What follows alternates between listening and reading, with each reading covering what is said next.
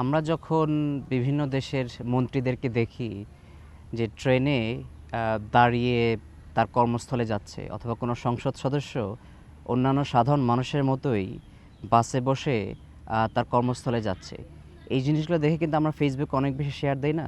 এবং আমরা অনেক আলোচনা করি যে তাদের সংসদ সদস্য কতটা সিম্পল, কতটা মানুষের কাছাকাছি।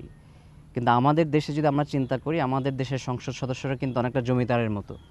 আর তাদের সহজ অ্যাক্সেস পাওয়া যায় না, বিভিন্ন মানুষকে ঘুষ দিয়ে, বিভিন্ন দালালের দ্বারস্থ হয়ে তারপর তাদের কাছে যেতে হয় একটু কথা বলার জন্য, আমার কিছু সমস্যা তাদেরকে খুলে বলার জন্য, মনের কথাগুলো খুলে বলার জন্য। তো সেক্ষেত্রে আমাদের সংসদ সদস্যকে আমরা কিন্তু একটা সেই জমিদারি স্ট্যাটাস আমরা দিয়ে দিয়েছি, সেটার কারণে তারা আমাদের কাছে আসতে পারে না। এই রাজনীতিটাই আমরা পরিবর্তন করতে চাই।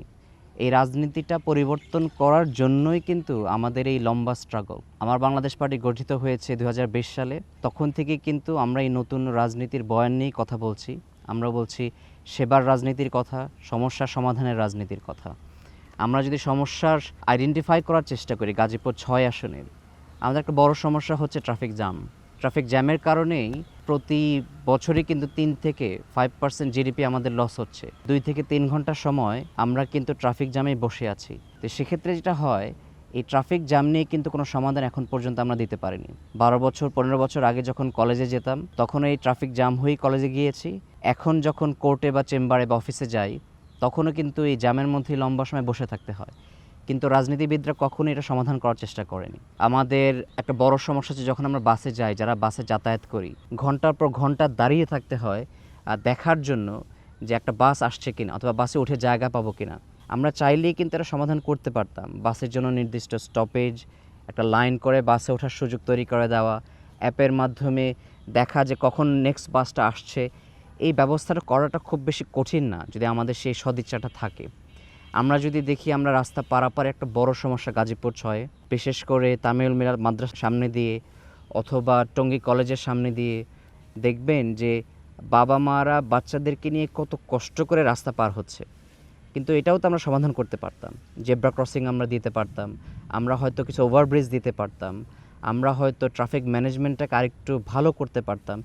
সেই কাজগুলো কিন্তু আমাদের করা হয়নি, কারণ আমাদের জনপ্রতিনিধিরা মানুষের জন্য কাজ করেনি।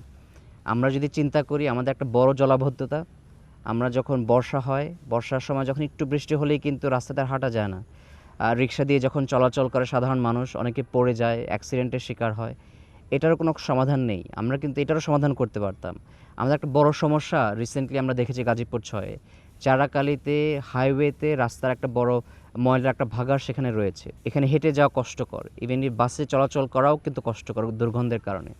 এরশাদনগরেও রয়েছে, গাছা এলাকাতেও রয়েছে। এই যে জনবহুল এলাকাগুলোতে যে ময়লার ভাগাড়গুলো রয়েছে, এটা সমাধানটা কে করবে? এই সমাধানটা তো রাজনীতিবিদদেরই করা উচিত, কিন্তু তারা তো সেটা করার দিকে মনোযোগী নেই। তাদের মনোযোগ হচ্ছে কীভাবে শোডাউন করবে, টাকা দিয়ে ভোট কিনবে। এটার পাশাপাশি তারা তার ক্ষমতার অপব্যবহার করার জন্যই তারা ব্যস্ত থাকে। আমাদের গাজীপুর 6 আসনের অন্যতম একটা বড় সমস্যা হচ্ছে খোলা ম্যানহোল। আমরা কয়েকদিন আগেই দেখেছি যে একজন খোলা ম্যানহোলে এক মহিলা পড়ে গিয়ে মৃত্যুবরণ করেছিলেন। এই সমস্যাটা কিন্তু প্রায়ই হচ্ছে। তো এটা একটা আমাদের বড় সমস্যা, যেটার কোনো সমাধান এখন পর্যন্ত নাই। আমরা যদি চিন্তা করি, আমাদের বাচ্চাদের জন্য খেলার মাঠ নাই পর্যাপ্ত, আমাদের পর্যাপ্ত পরিমাণ পার্ক নেই, অথবা বাচ্চারা একটু খেলাধুলা করবে, অথবা যারা একটু বয়স্ক আছে তারা একটু এক্সারসাইজ করবে সকালে অথবা বিকেলের দিকে, সেই সুযোগটা কিন্তু আমাদের এখানে নেই। আমরা যদি দেখি যে রাত যখন হয়ে যায়, এই রাতে যে গার্মেন্টস কর্মীরা যারা কাজ করে, তাদের নিরাপত্তা একটা বড় ইস্যু আমাদের গাজীপুর 6-এর জন্য। আমরা যখন গার্মেন্টসে গিয়েছি, আমরা গার্মেন্টস কর্মীদের কাছ থেকে শুনেছি কোনো গার্মেন্টস বন্ধ হয় 10টার দিকে, কোনোটা বন্ধ হয় রাত 1টার দিকে।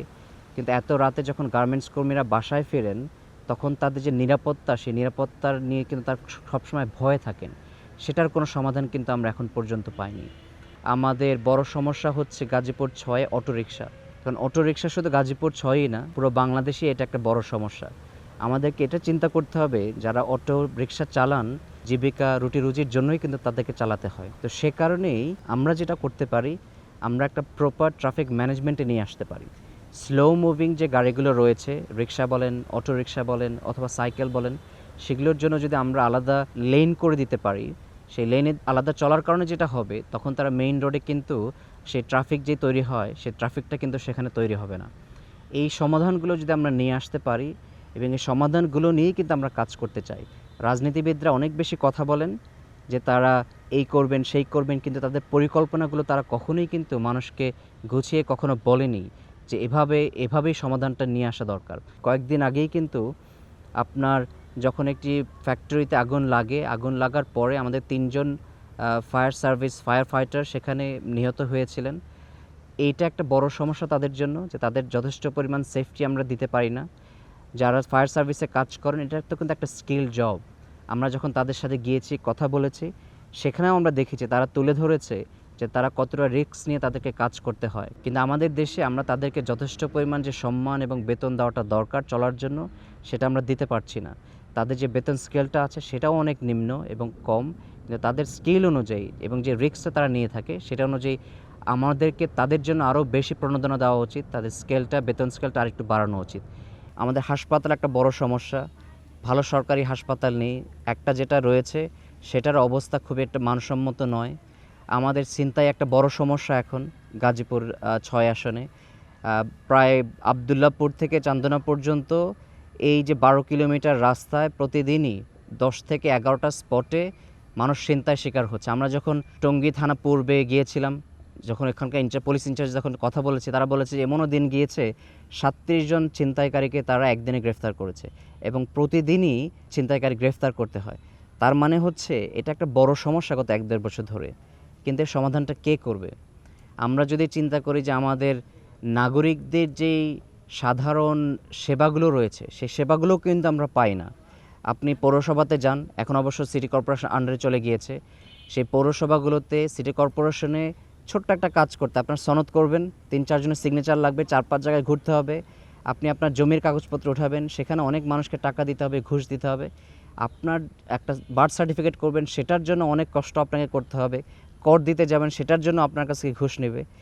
এই যে মানুষের কাছ থেকে জিম্মি করে ঘুষ নেওয়া, দুর্নীতি করা, এটা সমাধান কোথায়? এই সমাধান কখন হবে? সমাধান তখনই হবে যখন আমাদের রাজনীতিটার পরিবর্তন হবে। জুলাই গণঅভ্যুত্থানের পরে আমরা মনে করি যে রাজনীতিবিদরা মানুষের জন্য কাজ করবেন, নাগরিকদের সেবার জন্য কাজ করবেন। আমাদের রাজনীতিটা আসলে এটাই। আমরা এটাই চাচ্ছি যে জুলাই গণঅভ্যুত্থানের পরে আমরা আগের পুরনো রাজনীতিতে ফিরে যেতে চাই না। আমাদের যে নতুন রাজনীতির কথা বলছি, এই নতুন রাজনীতি আমাদের দেখাতে চাই যে রাজনীতি হবে সমস্যা সমাধানের রাজনীতি, নাগরিক সেবার রাজনীতি। এই রাজনীতিটি আমরা নিয়ে আসতে চাচ্ছি আমার বাংলাদেশ পার্টি। এবং আমরা মনে করি, আমি যেহেতু আমার বাংলাদেশ পার্টি হতে মনোনীত সংসদ সদস্য প্রার্থী হয়েছি গাজীপুর 6-এর জন্য, আমার চেষ্টা থাকবে, আমার উদ্যোগ থাকবে একজন সংসদ সদস্য হিসাবে আপনাদের সত্যিকার প্রতিনিধিত্ব করা। আমি যেটা সবসময় বলে থাকি, একটা সংসদ সদস্যের 3টা কাজ: আইন প্রণয়ন করা এবং বাজেট পর্যালোচনা করা, 2 নম্বর হচ্ছে সরকারকে জবাবদিহি করা, 3 নম্বর হচ্ছে আপনাদের প্রতিনিধিত্ব করা। এবং এই জায়গাটাই ইম্পর্টেন্স আমি একটু বেশি দেই, কারণ হচ্ছে এই সমস্যাগুলো নিয়ে কথা বলার জন্য একজন লোক লাগবে, আপনার একজন মানুষ লাগবে যে আপনাদের হয়ে কথা বলতে পারবে, আপনাদের জন্য কথা বলতে পারবে এবং আপনাদের সমস্যাগুলোকে সে নিজে অনুভব করে সেটা সমাধানের জন্য যেখানে যাওয়া দরকার, যা কিছু করার দরকার, সে সেটা করবে। সেই জায়গা থেকে আমি মনে করি আমার পক্ষে সেটা সম্ভব। আমার সে অভিজ্ঞতা রয়েছে। আমি দেশের বাইরে দীর্ঘ সময় আইন পেশার সাথে ছিলাম, দেশেও আইন পেশার সাথে আমি কাজ করেছি। আমি দীর্ঘদিন রাজনীতি করার কারণে আমি দেখার সুযোগ হয়েছে যে মানুষকে আমরা কীভাবে সেবা দিতে চাই, সেবা দিতে পারি। সেই জায়গাতে আমি মনে করি আপনারা যদি আমাকে আগামী নির্বাচনে নির্বাচিত করেন আপনাদের ভোট দেওয়ার মাধ্যমে, আমি অঙ্গীকার করছি যে সমস্যাগুলো আমি দেখেছি, যেটা আমি নিজেও একজন নাগরিক হিসাবে সেই সমস্যাগুলোকে ভোগ করেছি, আমি আশা করব যে আমি যখন নির্বাচিত হব এই সমস্যাগুলো নিয়ে তখন আমি কাজ করব। কিন্তু প্রয়োজন হচ্ছে আপনাদের সমর্থন। আমি মনে করি গাজীপুর 6 বদলাবে নতুন নেতৃত্বে। আমার বাংলাদেশ, সোনার বাংলাদেশ।